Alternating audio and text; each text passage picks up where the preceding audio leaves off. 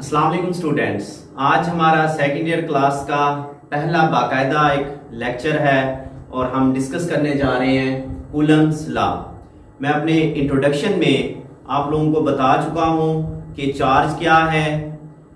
12 class का जो पहला चैप्टर है उसका नाम था इलेक्ट्रोस्टैटिक्स।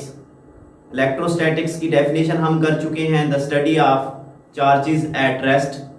इसके बाद चार्ज के बारे में, चार्ज की कुछ जो है ना हमने प्रॉपर्टीज, चार्ज की टाइप्स हमने पढ़ी थी। आपको याद होगा चार्ज की दो टाइप्स थी, पॉजिटिव एंड नेगेटिव। ये जो कूलम है 1784 में इसने दो चार्जेस के दरमियान जो फोर्स है उस फोर्स की क्वांटिटी या क्वांटिटेटिव नेचर मालूम की है।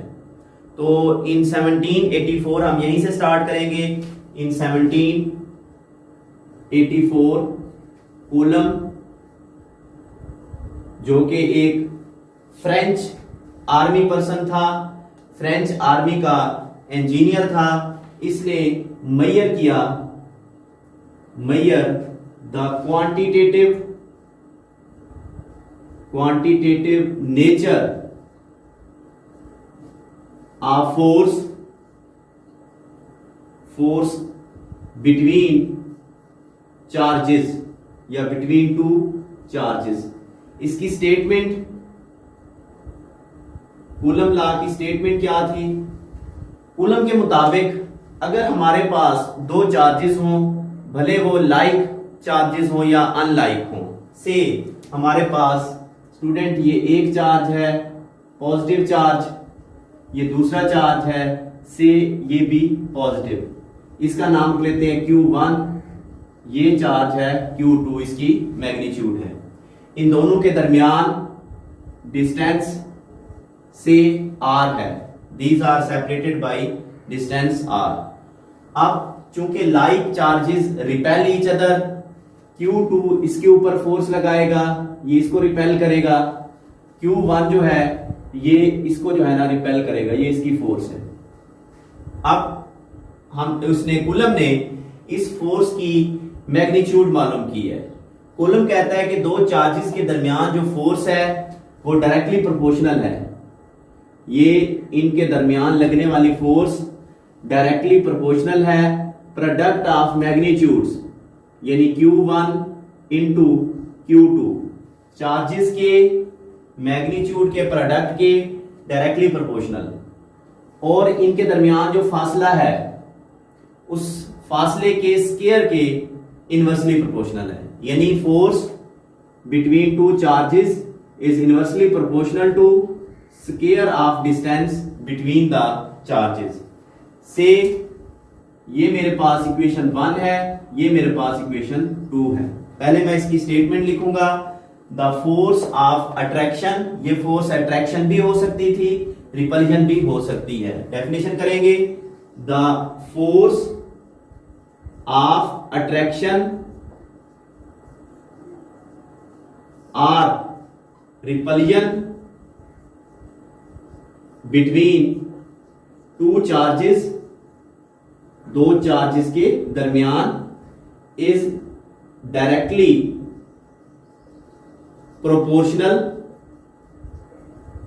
फोर्स किस चीज के डायरेक्टली प्रोपोर्शनल है?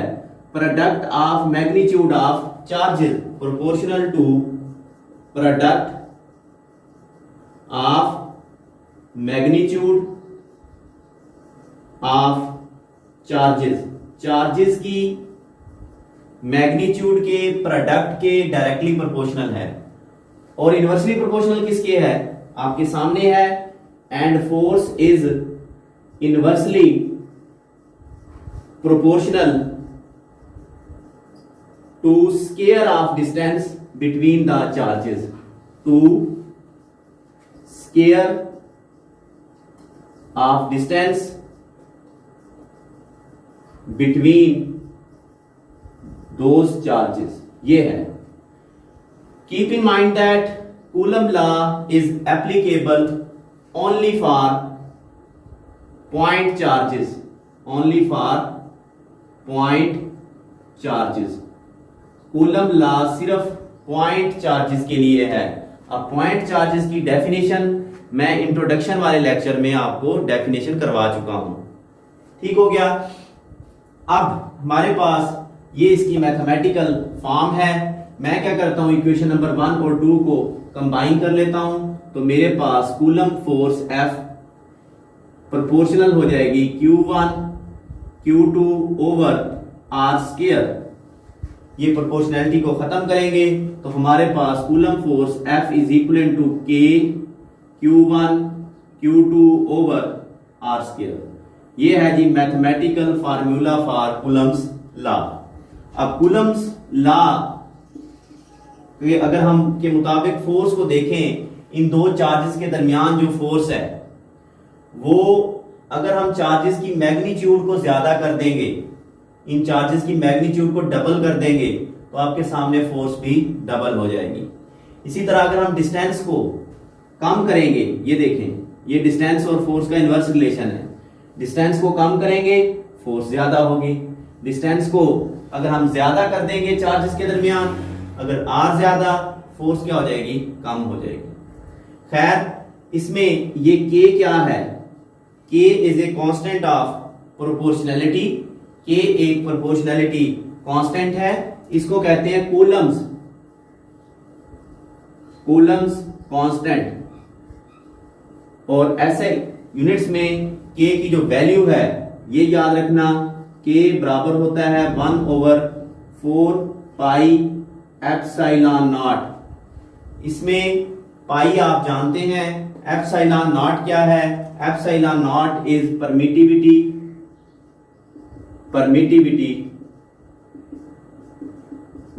Of free space. तो ये आपने एप्सिलॉन नॉट याद रखना है। अगर हम ऐसे यूनिट्स में एप्सिलॉन नॉट की वैल्यू देखें तो एप्सिलॉन नॉट बराबर होता है स्टूडेंट्स, इसकी कीमत आपने ज़बानी याद रखनी है 8.85 क्रॉस 10⁻⁻12। और इसके जो यूनिट्स हैं आप यहां से निकाल लोगे। यूनिट्स में आपको बताता हूं कैसे निकलेंगे। इसके यूनिट्स हैं कूलम स्क्वायर पर न्यूटन पर मीटर स्क्वायर, ये इसके यूनिट्स हैं। अब कैसे निकालोगे, ये K की वैल्यू यहां पे दर्ज करें, ये यहां पे दर्ज कर दें, तो आपके पास Coulomb force F is equal to K की जगह आ जाएगा 1/4 pi epsilon naught Q1 Q2 over R square. ये मेरे पास फार्मूला है कूलम फोर्स का। अब आप यहां से एप्सिलॉन नॉट की वैल्यू कैसे निकालोगे, एप्सिलॉन नॉट को इधर ले आए, फोर्स डिवीजन में आ जाएगी, आपके पास ये यूनिट्स आएंगे। उसके बाद स्टूडेंट्स यहां पे K की कीमत अगर हम निकालें, वैल्यू ऑफ K की कीमत देखें। K की वैल्यू निकालने के लिए स्टूडेंट्स हमारे पास ये देखें, K इक्वल्स 1/4 पाई की वैल्यू कितनी है 3.14 इंटू एप्सिलॉन नॉट की वैल्यू यहां पे दर्ज करेंगे, ये वाली 8.85 क्रॉस 10⁻⁻12। ये वैल्यूज पुट करने के बाद हमारे पास वैल्यू ऑफ K आएगी, K इक्वल्स 9 क्रॉस 10⁻⁹। इसके यूनिट्स होंगे न्यूटन मीटर स्क्वायर पर कूलम स्क्वायर। तो ये हमारे पास वैल्यू ऑफ K आ चुकी है। अब ये जो एप्सिलॉन नॉट की वैल्यू है, याद रखना ये फ्री स्पेस के लिए ये वैल्यू मिनिमम है। बाकी मीडियम के लिए, स्पेस के अलावा फॉर एग्जांपल कोई और मीडियम है, वाटर है, कोई मेटल है, उसके लिए इसकी वैल्यू ज्यादा होगी। This value is minimum, epsilon not की ये वैल्यू मिनिमम है, बाकी हर मीडियम की वैल्यू इससे ज्यादा होगी। उसके बाद आ जाए डिपेंडेंस ऑफ K। हमारे पास नेक्स्ट है डिपेंडेंस ऑफ K। K की वैल्यू का इन्हसार किन चीजों पर है। ये जो K है कूलम कांस्टेंट, इसकी वैल्यू का इन्हसार दो चीजों पर है कि आप के दो चार्जेस हैं, उनके दरमियान मीडियम कौन सा है, उनके दरमियान एयर है, उनके दरमियान कोई पेपर है, कोई उनके दरमियान इंसुलेटर है, कौन सी चीज है। तो वैल्यू ऑफ के डिपेंड्स अपॉन वैल्यू ऑफ के डिपेंड्स, वो इन्हिसार करेगी कौन कौन सी चीजों पर। एक तो है medium between the charges, medium between charges, charges के दरमियान मीडियम कौन सा है। दूसरी जिसपे के की कीमत डिपेंड करेगी, दूसरी चीज वो है यूनिट्स, सिस्टम ऑफ यूनिट्स, वो यूनिट्स जिसमें आप वैल्यूज मैयर कर रहे हैं। फॉर एग्जांपल के की वैल्यू मैयर की गई है, कॉलम में की गई है चार्ज की वैल्यू, रेडियस या फासला डिस्टेंस किस में मापा गया है, तो यूनिट्स के ऊपर भी के की कीमत का इन्हिसार है। तो units in which measurements are taken, यहां पे ऐसे नहीं लिखेंगे बल्कि बस यूनिट्स लिखें, units in which measurements are taken. ये है हमारे पास कूलम लॉ। अब कूलम लॉ को अगर हम देखें, ये इसकी स्केलर फॉर्म है। मैंने जो फाइनल फार्मूला लिखा है, Coulomb force F Coulomb force is equal to 1/4 pi epsilon naught Q1 Q2 over R square.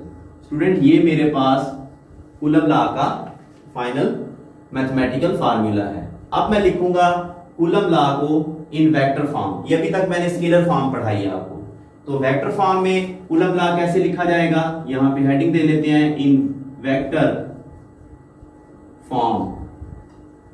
एक एमसीक्यू याद रखना, coulomb force is a mutual force. What does it means, coulomb force एक mutual force है कि अगर Q1 Q2 के ऊपर force लगाता है, ये हो गया एक्शन, तो Q2 भी Q1 के ऊपर फोर्स लगाएगा। तो ये मारूजी आप क्लियर कर लें, कूलम फोर्स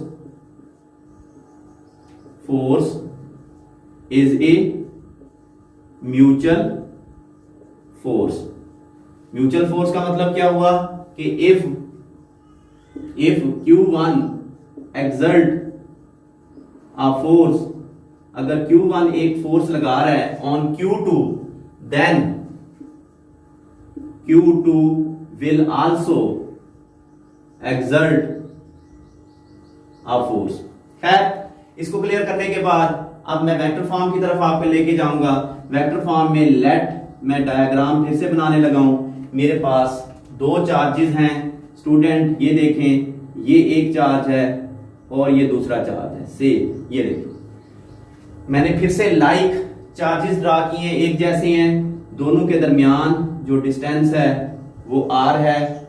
इस चार्ज की जो मैग्नीट्यूड है Q1 है, इस चार्ज की मैग्नीट्यूड Q2 है। अब लेट ये चार्ज जो इसके ऊपर फोर्स लगा रहा है वो फोर्स है F, इसको मैं लिखूंगा 2 1।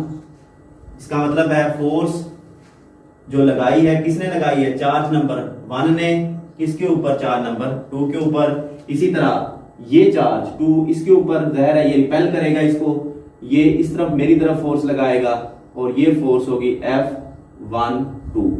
अब F12 और F21 का क्या मतलब है, देखें, F21 के मीनिंग्स हैं फोर्स एक्सर्टेड बाय 1 ऑन 2, यानी एक नंबर ने जो फोर्स लगाई है किसके ऊपर, 2 नंबर चार्ज के ऊपर। It is the force exerted by charge 1 on charge 2। इसी तरह F12 इसके क्या मतलब है, इसके मतलब है फोर्स एक्सर्टेड बाय 2 ऑन 1, जो 2 ने इसने लगाई है किसके ऊपर, 1 के ऊपर। तो force exerted by 2 on charge 1। खैर, इसमें अगर हम डायरेक्शन देखें, डायरेक्शन हमें क्लियर नजर आ रही है। ये जो डायरेक्शन है इसको मैं यूनिट वेक्टर R21 कह देता हूं, और ये डायरेक्शन जो आ रही है इसको डायरेक्शन R यूनिट वेक्टर, इसको दे देते हैं 1 2। यूनिट वेक्टर आपने फर्स्ट ईयर की फिजिक्स में पढ़ा था, a vector which used to describe the direction. बाकी उसकी डेफिनेशन थी। फिलहाल यूनिट वेक्टर हमें क्या बताता है, डायरेक्शन। खैर, हम डिस्कस करने जा रहे थे स्टूडेंट वेक्टर फॉर्म। तो अब मैं कूलम लॉ की वेक्टर फॉर्म पढ़ाऊंगा। मेरे पास फोर्स F, इसको मैं ले लेता हूं 2-1, फोर्स 2-1 बराबर होगी हमारे पास 1/4 पाई एप्सिलॉन नॉट, ये फार्मूला हमने लिखा हुआ है, Q1 Q2 over R square, Q1 Q2 over R square, ये हो जाएगी मैग्नीट्यूड। अब देनी है डायरेक्शन, ये मैग्नीट्यूड है फोर्स की। डायरेक्शन देने के लिए यहां पे वेक्टर लगा दें। अब इसकी डायरेक्शन 2-1 की ये डायरेक्शन है, यहां पे दे दें R2-1। This is the vector form of Coulomb's law. इसी तरह इसको अगर हम वेक्टर फॉर्म में लिखेंगे तो ये कुछ यूं लिखी जाएगी, फोर्स F, ये बन जाएगा 1-2, ये आपके सामने, ये बराबर होगा 1/4 pi epsilon naught Q1 Q2 over R square, ये है फोर्स की मैग्नीट्यूड आपके सामने, ये फार्मूले के मुताबिक। बाकी रही डायरेक्शन, तो ये डायरेक्शन है R यूनिट वेक्टर, यहां पे आ जाएगा 1-2। तो 1-2 के लिए डायरेक्शन 1-2, 2-1 के लिए डायरेक्शन क्या दे देंगे, 2-1।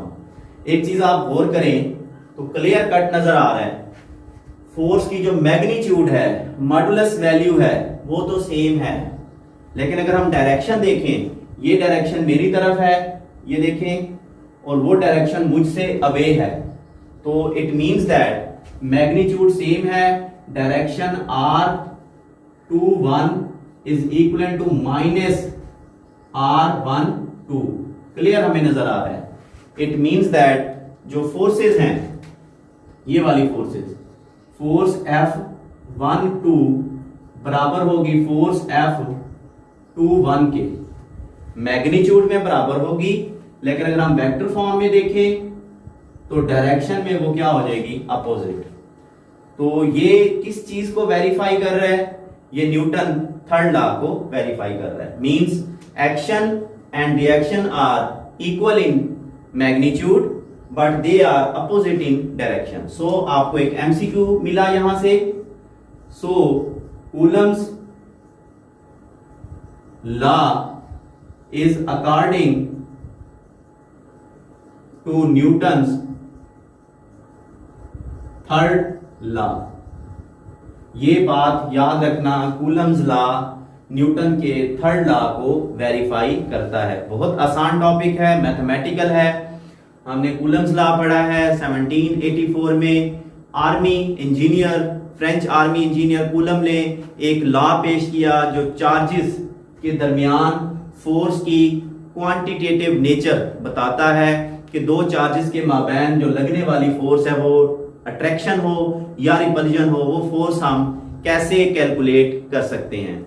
उसके लिए उसने कहा कि द फोर्स ऑफ अट्रैक्शन और repulsion between two point charges is directly proportional to product of magnitude of charges की मैग्नीट्यूड के प्रोडक्ट के डायरेक्टली प्रोपोर्शनल और inversely proportional to square of distance between them. Force आपके सामने है, ये आपके जो है ना फार्मूला है, के कूलम कांस्टेंट है, के की वैल्यू, एप्सिलॉन नॉट क्या है, permittivity of free space, epsilon not की वैल्यू, एप्सिलॉन नॉट के यूनिट फोर्स, और ये के की वैल्यू और के यूनिट्स। उसके बाद एप्सिलॉन या परमिटिविटी क्या है। परमिटिविटी स्टूडेंट यूं समझ लें, ये मैं इसकी आपको यूं बताऊंगा, परमिशन कह लें। परमिशन का क्या मतलब है कि हमारे पास ये एक चार्ज है, ये दूसरा चार्ज है, इन दोनों के दरमियान मैं ये मार्कर रख देता हूं, एक मीडियम रख देता हूं। तो ये मीडियम कितनी परमिशन दे रहा है, फॉर एग्जांपल ये मीडियम पड़ा है, ये कितनी परमिशन दे रहा है कि ये यहां से फोर्स उसके ऊपर लगाए और वो इस मीडियम के अंदर से फोर्स इसके ऊपर लगाए। तो परमिटिविटी का मतलब है कि एक मीडियम जो है, जो हम दो चार्जेस के दरमियान रख देते हैं, वो कितना अलाउ करता है कि वो एक दूसरे के ऊपर फोर्स लगा सके। बाकी रहा के का इन्हसार दो चीजों पर है, मीडियम पे डिपेंडेंट है और यूनिट्स जिसमें आपने मेजरमेंट्स की हैं। वेक्टर फॉर्म में उससे भी आसान है। कूलम फोर्स म्यूचुअल फोर्स है। अगर आपके पास F21 वो फोर्स है जो 1 ने लगाई है 2 के ऊपर और F12 भी आपको समझाया है, तो हमेशा ये फोर्सेस मिकदार में बराबर होंगी, डायरेक्शन में अपोजिट होंगी। इससे रिलेटेड एक आखिर में मैं MCQ आपसे शेयर करूंगा इन्हीं फोर्सेस से रिलेटेड। अब इसको हम अरेंज करेंगे। जी स्टूडेंट्स, अब वेक्टर फॉर्म पढ़ने के बाद हम पढ़ेंगे effect of medium on column force. Column force के ऊपर मीडियम का क्या असर है। देखें, हमारे पास ये दो चार्जेस हैं, से दोनों लाइक चार्जेस हैं। ये इन दोनों के दरमियान मैं एक मीडियम रख देता हूं।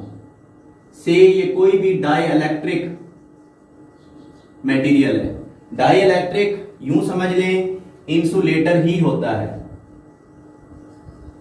इंसुलेटर आप जानते हैं जिसमें से करंट पास नहीं होता, मगर ये डाइलेक्ट्रिक में पोलर खसूसियात होती हैं, यानी डाइलेक्ट्रिक मटेरियल में पॉजिटिव और नेगेटिव पोल्स बन सकते हैं। खैर, ये आगे चल के आपको मैं समझाऊंगा। दो चार्जेस के दरमियान हमने ये एक मीडियम रख दिया है, तो याद रखना जैसे ही हम मीडियम रखेंगे कूलम फोर्स हमेशा डिक्रीज होती है। ये MCQ क्लियर रखना कि कूलम जो फोर्स है ऑलवेज डिक्रीज, वो हमेशा डिक्रीज होगी due to dielectric medium between the charges. इस मीडियम की वजह से कूलम फोर्स हमेशा डिक्रीज होती है।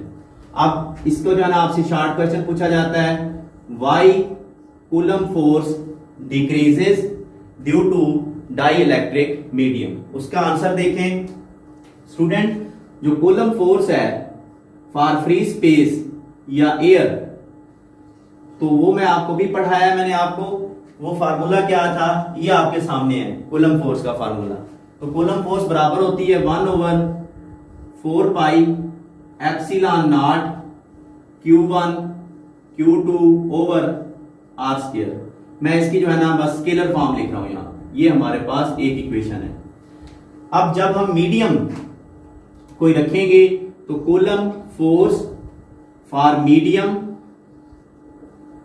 इसके लिए ये बराबर होगी 1/4 पाई एप्सिलॉन नॉट। ये तो पुराना हो गया जो फार्मूले में पहले से मौजूद है।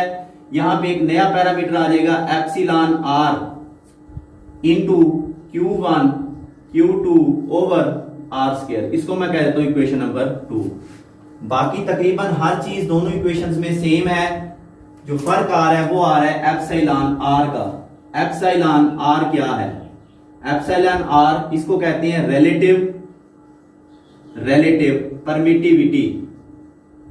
परमिटिविटी, और एप्सिलॉन R की जो वैल्यू है always greater than 1। It's value is always greater than 1। इसकी कीमत हमेशा 1 से बड़ी होगी। उसकी मैं रीजन बताता हूं। अब जी दोनों में हमने फर्क देख लिया कि ये एप्सिलॉन R का फर्क है, तो मैं लिख सकता हूं कूलम फोर्स इन मीडियम, ये बराबर होगी, ये फार्मूला इसमें से एप्सिलॉन R कॉमन ले लें तो मेरे पास 1/एप्सिलॉन R इक्वेशन के बाहर आ गया। अंदर पैरामीटर जो बचेंगे 1/4 पाई एप्सिलॉन नॉट, बाकी बचा Q1 Q2 over R square. ये मैं कोई भी इक्वेशन 3 का नाम दे देता हूं।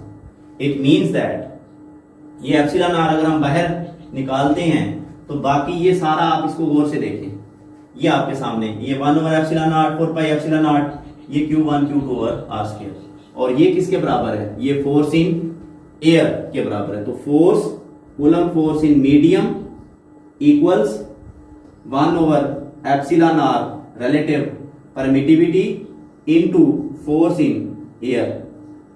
ये मेरे पास आ रहा है। इट मींस दैट हमारे पास अगर मैं इस एप्सिलॉन R को इधर ले आऊं इक्वेशन के, तो मेरे पास force in medium multiplied by relative permittivity is equal to force in air. गौर करें, आपको क्लियर नजर आ रहा है कि ये दो पैरामीटर्स हैं, दो आपस में मल्टीप्लाई होते हैं और ये इस अकेले के बराबर है। इसका क्या मतलब है? एप्सिलॉन आर की कीमत हमेशा एक से बड़ी है, दो रकमें मल्टीप्लाई हो रही हैं और इस अकेले के बराबर है। इसका मतलब है जो फोर्स इन मीडियम है वो लेस है अगर ये एप्सिलॉन आर ना हो, किससे? फोर्स इन एयर से। और ये मैं आपको शुरू में बता चुका हूं कि Coulomb force always decrease due to medium. Medium में हमेशा कम होती है, कौन सी? Coulomb force. अब अगर आपको एप्सिलॉन आर की डेफिनेशन करनी है, रिलेटिव परमिटिविटी क्या है, यहां से देखें आपके पास रिलेटिव परमिटिविटी आ जाएगी। इसको मैं यूं लिख सकता हूं, epsilon R is equal to, ये इधर जाके डिवाइड हो जाएगा, यानी force in air over force in medium. ये मेरे पास डेफिनेशन है रिलेटिव परमिटिविटी की। तो इसको मैं यूं लिखूंगा, force in air over force in medium. तो इसको आप कैसे लिख सकते हैं? The ratio between Coulomb force between two charges for free space to Coulomb force for dielectric medium. इन दोनों फोर्सेस की जो रेशो है इज कॉल्ड डाइइलेक्ट्रिक कांस्टेंट। अच्छा, डाइइलेक्ट्रिक कांस्टेंट ये एक डायमेंशन लेस क्वांटिटी है, डायमेंशन लेस क्वांटिटी। आपको क्लियर पता है, ऊपर भी फोर्स है नीचे भी फोर्स है, तो इसके यूनिट्स नहीं होते। और अगर आप देखें, पानी है, वाटर है, पानी के लिए एप्सिलॉन आर की वैल्यू 78.5 है, यूनिट नहीं है इसके।